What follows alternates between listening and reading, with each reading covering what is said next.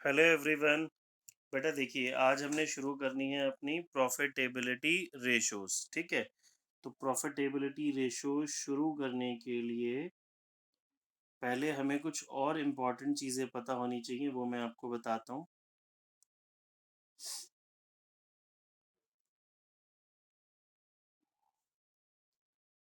ध्यान से समझेंगे बेटा, ये चीज़ें आपको ना समझनी बहुत इम्पोर्टेंट है। एक होती है हमारी प्रॉफिटेबिलिटी स्टेटमेंट। इसको समझते हैं बच्चे, प्रॉफिटेबिलिटी स्टेटमेंट को। ये क्या होती है हमारी? देखिए सभी बच्चे बेटा ध्यान से देखेंगे। हमने 11th क्लास में ये पढ़ा हुआ है। एक होती है बच्चों जी हमारे पास सेल्स, जिसको कि अब हम आरएफओ बोलते हैं। सेल्स में से अगर हम सीओजीएस माइनस करते हैं, जिसको कि अब हम cost of revenue from operation बोलते हैं। सेल्स में से सीओजीएस माइनस करते हैं, 11th में हमने पढ़ा हुआ है। तो क्या आता है बच्चों? Gross profit. ये बेसिकली हमारा ट्रेडिंग अकाउंट हो गया। ध्यान से आपने समझना है बेटा ये बहुत। फिर ग्रॉस प्रॉफिट में से इनडायरेक्ट एक्सपेंस माइनस कर देते हैं, तो क्या आ जाता है हमारे पास? Net profit. इस नेट प्रॉफिट को हम अर्निंग आफ्टर टैक्स भी बोलते हैं और प्रॉफिट आफ्टर टैक्स भी बोलते हैं। ठीक है बच्चे, किसी को इसमें कोई डाउट? सिंपल सी बात है। ये हिस्सा बेसिकली जो है हमारा, ये रिप्रेजेंट होता है, ये ट्रेडिंग अकाउंट है हमारा, ये प्रॉफिट एंड लॉस अकाउंट है। याद करें जब हम 11th में पढ़ते थे, तो सीओजीएस, सेल्स, ये सारी चीज़ें ट्रेडिंग अकाउंट से आती थी और ट्रेडिंग अकाउंट से ग्रॉस प्रॉफिट निकलता था। ये ग्रॉस प्रॉफिट हम पी&एल अकाउंट में ट्रांसफ़र करते थे और डेबिट साइड में इनडायरेक्ट एक्सपेंसेस माइनस करते थे, तो नेट प्रॉफिट आ जाता था। ठीक है, अभी हमें बहुत डिटेल में इसको पढ़ना है। ये इनडायरेक्ट एक्सपेंसेस दो तरीके के हैं बच्चों, अब सुनेंगे ध्यान से। एक हो गए मेरे ऑपरेटिंग एक्सपेंसेस और एक हो गए मेरे नॉन ऑपरेटिंग एक्सपेंसेस। एक हो गए बच्चे मेरे ऑपरेटिंग एक्सपेंसेस और एक हो गए non operating expenses. Operating expenses जो डायरेक्टली बिजनेस से रिलेटेड होते हैं, नॉन ऑपरेटिंग एक्सपेंसेस जो डायरेक्टली बिजनेस से रिलेटेड नहीं होते। इनको अभी हम दोबारा डिटेल में और डिस्कस करने वाले हैं। वैसे सॉरी, वैसे नाम से समझ में आ रहा है ये डायरेक्टली बिजनेस से रिलेटेड है और ये डायरेक्टली बिजनेस से रिलेटेड नहीं है। ठीक है, अब इसी प्रॉफिटेबिलिटी स्टेटमेंट को हम बहुत डिटेल में लिखते हैं, बहुत डिटेल में समझते हैं। अगर ये हमें टेबल समझ में आ जाती है, तो इस रेशियोज के बहुत सारे फॉर्मूले आपको लर्न करने की जरूरत नहीं है। सारा कॉन्सेप्ट इजीली समझ में आ जाएगा, फिर सारे फॉर्मूले लर्न हो जाएंगे। सेल्स में से देखिए सीओजीएस माइनस करा बच्चों, तो क्या आ गया हमारे पास? Gross profit. अब ग्रॉस प्रॉफिट में से अभी हमने ऊपर देखा कि इनडायरेक्ट एक्सपेंसेस माइनस करते हैं। अब हम इनडायरेक्ट नहीं, अब हम इनको नाम बोलेंगे ऑपरेटिंग और नॉन ऑपरेटिंग। तो अब हम ग्रॉस प्रॉफिट में से ऑपरेटिंग एक्सपेंस पहले माइनस कर देते हैं बच्चों। Operating expenses which are directly related to business, plus कर देंगे ऑपरेटिंग इनकम अगर होगी तो। ऑपरेटिंग इनकम प्लस कर देंगे, तो जो आएगा बच्चे वो मेरे पास आ जाएगा ऑपरेटिंग प्रॉफिट। ठीक है, अब देखो ये आपने अगर टेबल समझ ली तो एक रेशो आती है यहाँ पे, ऑपरेटिंग प्रॉफिट रेशो। अब वो ऑपरेटिंग प्रॉफिट मुझे निकालना होगा, नहीं तो आप फॉर्मूले याद करते रह जाओगे, आप निकाल ही नहीं पाओगे, कंफ्यूज होते रहोगे। ये आपने टेबल समझ ली तो ऑपरेटिंग प्रॉफिट रेशो सॉल्व हो जाएगी इजीली, ग्रॉस प्रॉफिट रेशो भी सॉल्व हो जाएगी। ठीक है, अब आगे आते हैं। ऑपरेटिंग प्रॉफिट में से नॉन ऑपरेटिंग एक्सपेंसेस माइनस कर दीजिए और प्लस कर दीजिए non operating income if any. अगर होगी तो हम ऐड कर देंगे। जो बच्चों मेरे पास अब सब्ट्रैक्ट करके आ जाएगा उसे बोलते हैं EBITD, earning before, earning before interest, tax and dividend. Earning before interest, tax and dividend. इसमें से पहले बच्चे ये आई हटेगा। आई मतलब इंटरेस्ट, क्या बच जाएगा, ईबीटी, अर्निंग बिफोर टैक्स। फिर टी हटेगा बच्चे, क्या आ जाएगा, टैक्स, अर्निंग आफ्टर टैक्स, या प्रॉफिट आफ्टर टैक्स, या फिर नेट प्रॉफिट। ठीक है, आप ध्यान से देखो, ये जो ऊपर इतनी सी स्टेटमेंट थी, इसको हमने इतना एक्सपैंड कर दिया। अब हमारे सारे जो फॉर्मूलेज हैं, सारा जो कॉन्सेप्ट है, इसी के अंदर हमारा आ जाएंगे। देखिए दोबारा समझा रहा हूँ। सेल्स में से COGS माइनस करा, gross profit, operating expense minus operating income plus, अगर होगी तो कोई प्लस कर देंगे, जरूरी नहीं है हो। तो जो आएगा बच्चे वो ऑपरेटिंग प्रॉफिट आ जाएगा, non operating expense minus non operating income plus. अब जो आया बेटा मेरे पास वो EBITD, earning before interest tax and dividend. Then it में से आई हटेगा, इंटरेस्ट, अर्निंग बिफोर टैक्स, फिर टी हटेगा, टैक्स, तो earning after tax, profit after tax, या फिर नेट प्रॉफिट। अब मैं अगर इस टेबल को आपको समराइज करूं तो बेटा एक बात समझेंगे कि हमने सारे एक्सपेंसेस, चाहे वो ऑपरेटिंग थे, चाहे वो नॉन ऑपरेटिंग थे, चाहे इंटरेस्ट था, चाहे टैक्स था, सारी चीजें इस तरह की माइनस हो रही हैं, और इनकम है तो प्लस हो रही है। ठीक है, पहले देखिए बच्चे, ये टेबल समझ में आई। अभी जब क्वेश्चंस करेंगे तो आपको इसका यूज पता चलेगा कि कितना इसका अच्छा यूज है। ऑपरेटिंग एक्सपेंसेस कौन से हैं, नॉन ऑपरेटिंग कौन से हैं, ये मैं अभी दोबारा बताने वाला हूँ आपको। क्या दोबारा बताऊं बेटा, अभी तो बताया ले। सेल्स में से COGS जाएगा तो ग्रॉस प्रॉफिट आएगा, ग्रॉस प्रॉफिट में से operating expense minus operating income plus, तो ऑपरेटिंग प्रॉफिट आ जाएगा। पहले देख ध्यान से तरनदीप, ऑपरेटिंग एक्सपेंस माइनस है, फिर नॉन ऑपरेटिंग एक्सपेंस माइनस है, ऑर्डर यही रहना चाहिए, और खर्चा माइनस ही होगा, इनकम प्लस ही होगी। ये सिंपल सी बात समझो, पहले ऑपरेटिंग एक्सपेंस माइनस, फिर non operating expense minus non operating income plus. अब जो इसको प्लस करके आया, EBITD आ गया, earning before interest tax and dividend, फिर इंटरेस्ट माइनस करा तो अर्निंग बिफोर टैक्स आ गया, टैक्स माइनस करा तो अर्निंग आफ्टर टैक्स आ गया। ये सारी चीजें यहाँ पे एक ही वर्ड के अंदर समाई हुई थी, इनडायरेक्ट टैक्स। अब हमने उसको खोल दिया, बहुत एक्सपैंड कर दिया। ठीक है तरनदीप, इतनी बात आ गई। ठीक है, अब मैं आगे और बहुत काम की चीज बता रहा हूँ। ये जो हमने operating non operating words use करें, ये समझना है बेटा। देखो ये सारा काम ना, आप क्लास के बाद में आपको इसकी PDF भी भेज दूंगा, वीडियो भी भेज दूंगा। रजिस्टर में नोट करना है बेटा सभी स्टूडेंट्स ने। ये खाली आप सोचें वीडियो से काम चल जाएगा तो नहीं होगा, आपको ये सारा काम रजिस्टर में प्रॉपरली नोट डाउन करना है, तभी। क्या देखना है बोलो।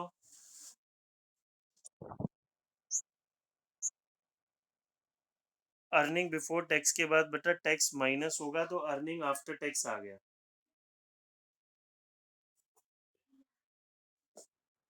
ठीक है, देखिए अब हमारे एक्सपेंसेस पे। एक्सपेंसेस बच्चे हमारे दो तरह के हो गए, ध्यान से समझेंगे, ये नोट करने के लिए मैं आपको बार बार बोल रहा हूँ, मैं भेज दूंगा। आप अभी समझे, समझना ज्यादा इंपॉर्टेंट है। एक्सपेंसेस बच्चे दो तरीके के, डायरेक्ट एक्सपेंसेस और इनडायरेक्ट एक्सपेंसेस, ये हम 11th क्लास से पढ़ते आ रहे हैं। कोई बच्चा बताएगा डायरेक्ट एक्सपेंसेस कौन से होते हैं, कोई भी एनीवन जल्दी से।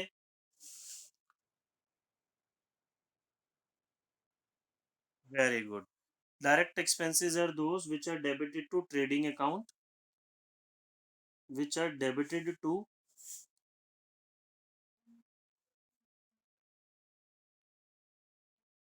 जो ट्रेडिंग अकाउंट में डेबिट होते हैं, याद कर लो, which are related to manufacturing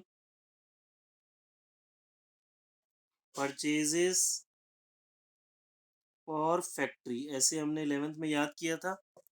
which are related to manufacturing purchases और फैक्ट्री, मतलब डायरेक्टली हमारे सामान की कॉस्ट से एसोसिएटेड होते हैं। इसके बच्चे एग्जाम्पल हमने पढ़े थे, wages, factory rent,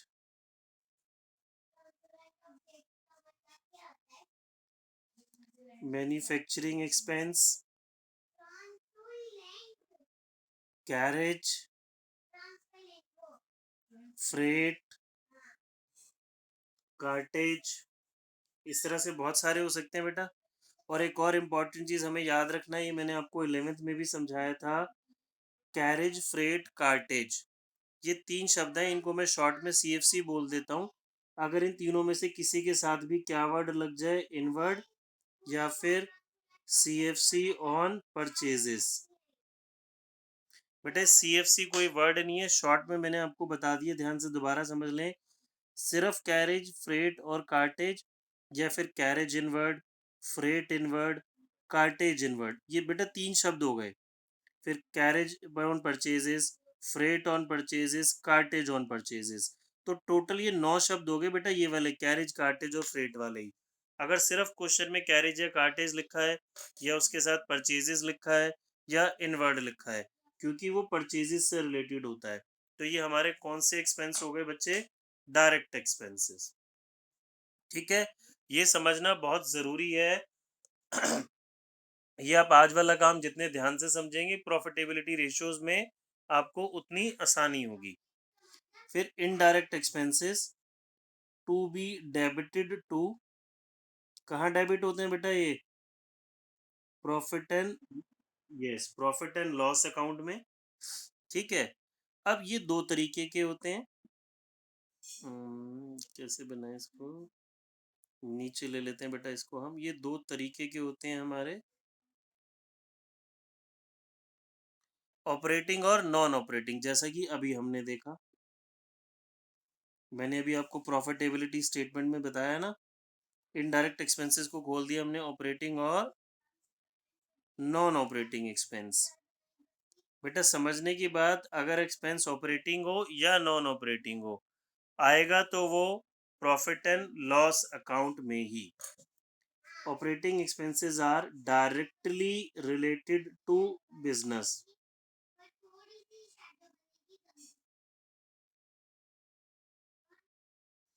directly related to business, ये not directly related to business.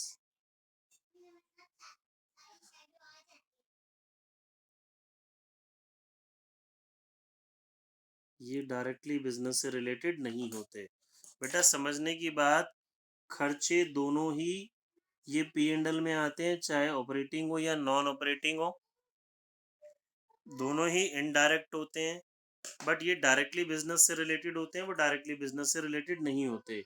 इसके मेन एग्जांपल देखिए, जैसे बैड डेट, एडवर्टीजमेंट, ये हमें इस चैप्टर के अंदर एग्जांपल्स मिलेंगे इसके। डेप्रिसिएशन, ये डायरेक्टली बिजनेस से रिलेटेड हो गया ना बच्चे हमारा। Office and administration, office and administration expenses, advertisement,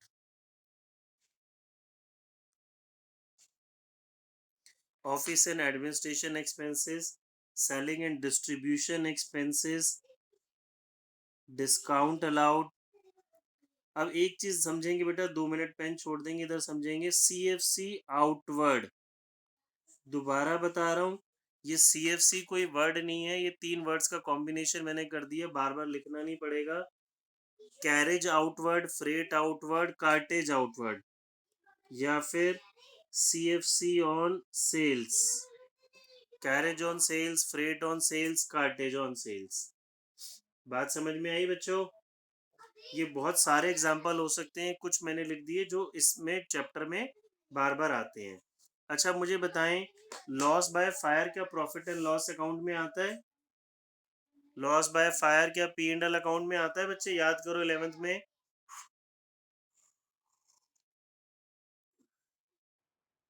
yes, वो P&L में आता है, यानी कि इनडायरेक्ट एक्सपेंस है। अब मुझे बताओ, वो इनडायरेक्ट तो है, क्या वो ऑपरेटिंग हुआ या नॉन ऑपरेटिंग हुआ? Non operating, non operating. बेटा लॉस बाय फायर P&L में तो आता है, लॉस तो है, लेकिन क्या वो बिजनेस की वजह से हो रहा है? नहीं सर, वो बिजनेस की वजह से नहीं होता, वो तो कभी कुछ मिसहैपनिंग हो गई, आग लग गई गोडाउन में, कुछ भी लॉस हो गया। और कोई एग्जांपल देंगे इसका? Loss on sale of asset, loss on sale of asset, loss by theft, बिल्कुल ठीक। आई थिंक ये सभी को अच्छे से बात समझ में आ गई होगी। सैलरी तो बेटा ऑपरेटिंग होता है, डायरेक्टली बिजनेस में आप काम करोगे तो अपने एम्प्लॉयज को सैलरी तो दोगे ना, सैलरी ऑपरेटिंग होता है। फिर आ जाते हैं इनकम पे, ये हमने एक्सपेंसेस समझे। इनकम हमने भी इस टेबल में लिखा था ना, operating income, non operating income. Income दो तरह की है बच्चे, ऑपरेटिंग इनकम और नॉन ऑपरेटिंग इनकम।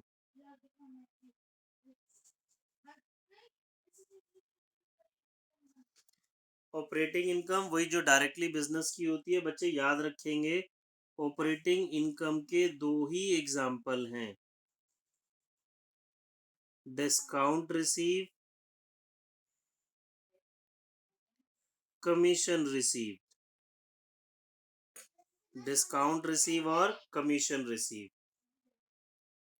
यहाँ पे आप लिख सकते हैं। तो रेस्ट ऑल जो भी बची वो सारी नॉन ऑपरेटिंग इनकम हो गई। बट मैं आपको बता देता हूँ कौन कौन से हमारे जनरली चैप्टर में एग्जांपल्स यूज होते हैं। Profit on sale of asset और डिविडेंड रिसीव।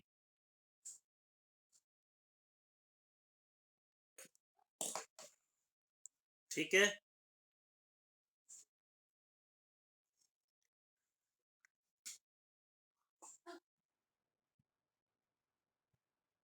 हाँ जी, इसके दो ही हैं और नहीं है। आप ध्यान से समझो, डिस्काउंट तो मुझे बिजनेस में रूटीन नेचर में मिलता है, कमीशन भी हमें रूटीन नेचर में बिजनेस में मिलता है। बट वो बाकी दोनों चीजें हमारी रूटीन नेचर की नहीं है। ठीक है, आई होप ये सबको अच्छे से समझ में आया होगा। अब दोबारा देखिए, मैं एक बार आपको एक टेबल समझाऊं।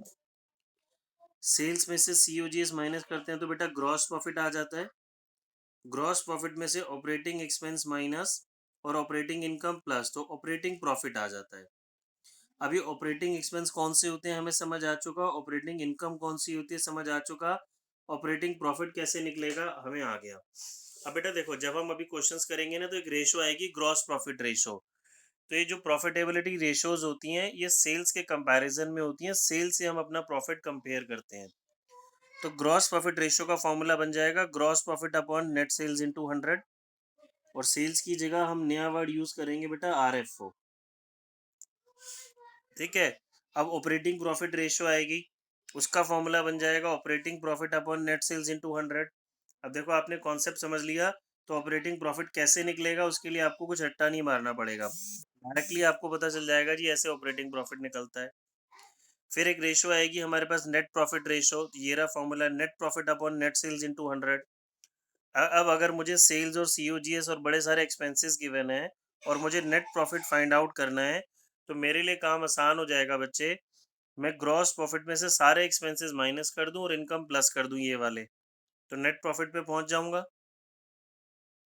Accept direct expenses, direct expenses क्यों, क्योंकि वो सीओजीएस में इंक्लूड होते हैं।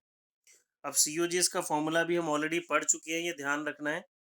सीओजीएस का क्या फॉर्मूला था बच्चों, opening inventory plus purchases plus direct expense minus closing inventory. बेटा एक बात ध्यान रखनी है, ये टेबल में इसके आगे यहाँ पे डायरेक्ट एक्सपेंसेस नहीं आएंगे, कहीं भी कंफ्यूज मत होना। क्यों नहीं आएंगे, क्योंकि डायरेक्ट एक्सपेंसेस सीओजीएस में ऑलरेडी इंक्लूड होते हैं। ठीक है, चलिए आगे आते हैं।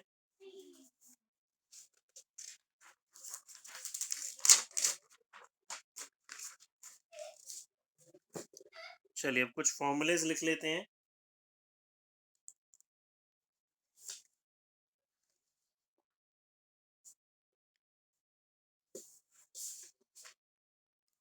देखिए जी, प्रॉफिटेबिलिटी रेशो में बेटा मेरे पास पहला फॉर्मूला आएगा gross profit ratio.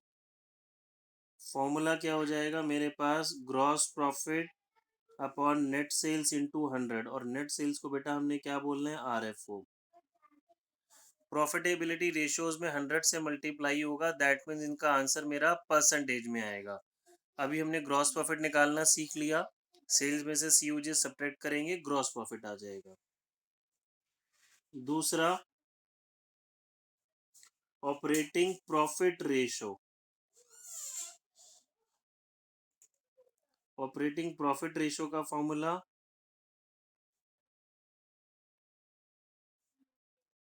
Operating profit upon net sales यानी कि आरएफओ इनटू 100। ऑपरेटिंग प्रॉफिट कैसे आता है ये भी अभी हमने सीख लिया। फिर बच्चों एक वर्ड आएगा हमारे पास, ऑपरेटिंग रेशो।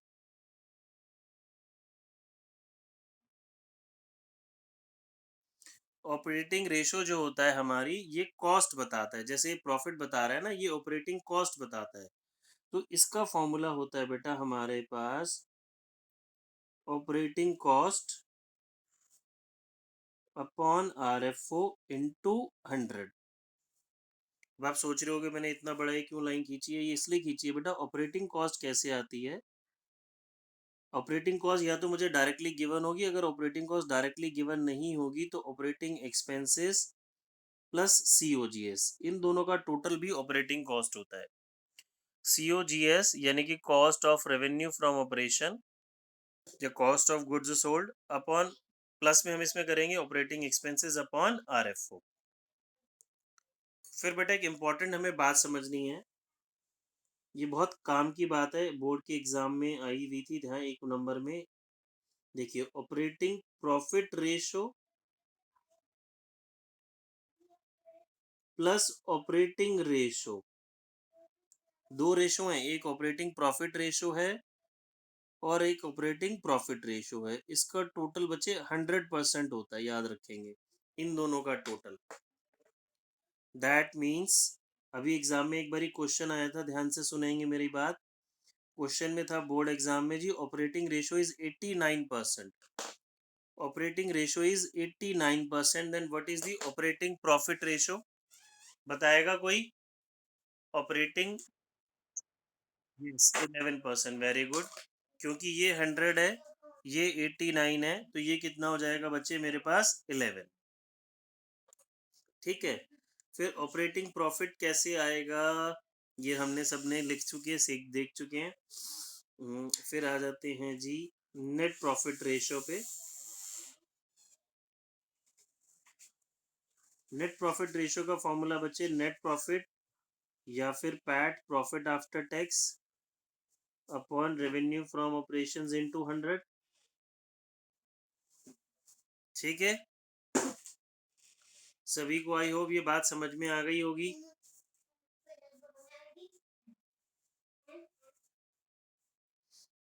ठीक है बेटा, क्लियर है।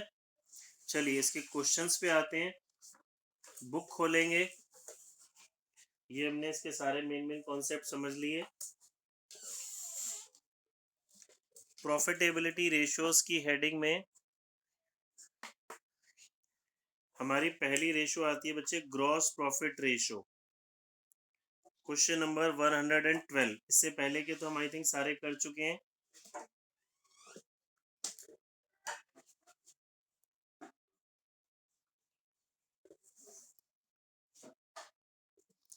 देखिए 112 में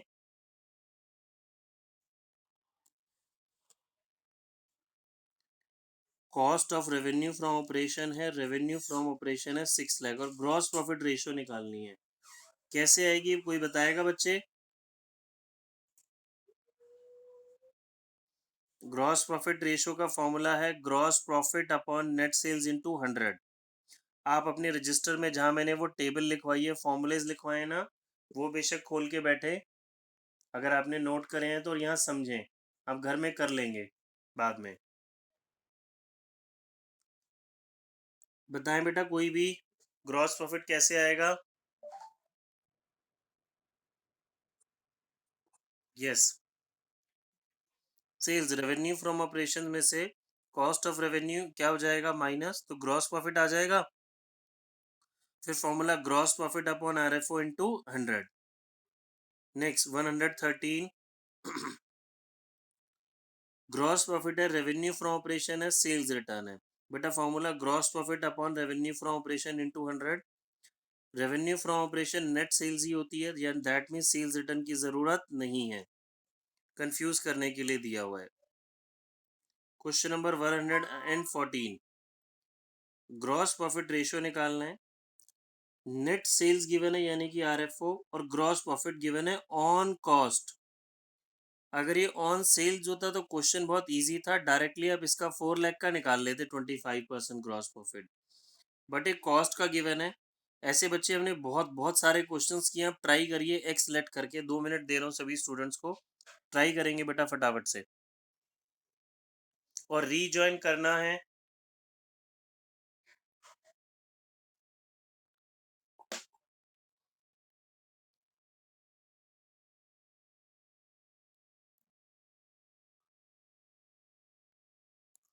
जल्दी से ट्राई करेंगे।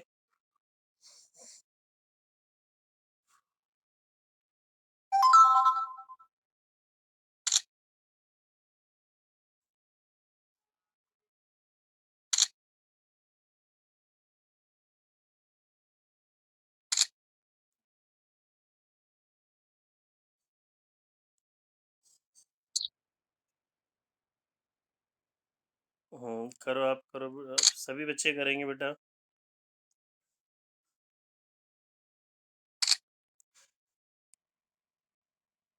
और मैंने अभी नहीं किया।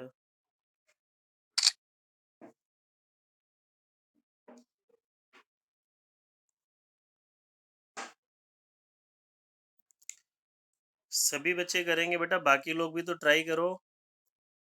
तरनदीप, ये आया समझ में?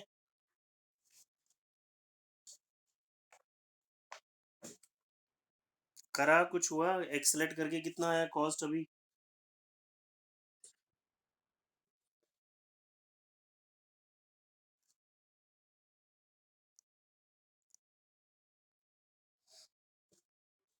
देखो जी, 114 में ग्रॉस प्रॉफिट है 25% ऑन कॉस्ट। हम लेट बोलते हैं जी, लेट अगर मेरी कॉस्ट एक्स है तो ग्रॉस प्रॉफिट क्या हो गया बेटा, x/4। Cost plus gross profit equals to RFO। x plus x/4 equals to RFO। कितना गिवन है आपको? 4 lakh. 5x, 5x/4 equals to 4 lakhs।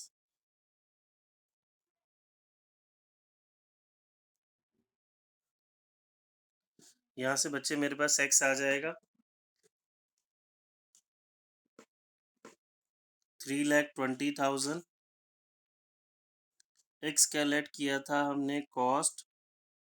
तो ग्रॉस प्रॉफिट आ गया सेल्स माइनस कॉस्ट 80,000। तो gross profit ratio, gross profit upon net sales into 100।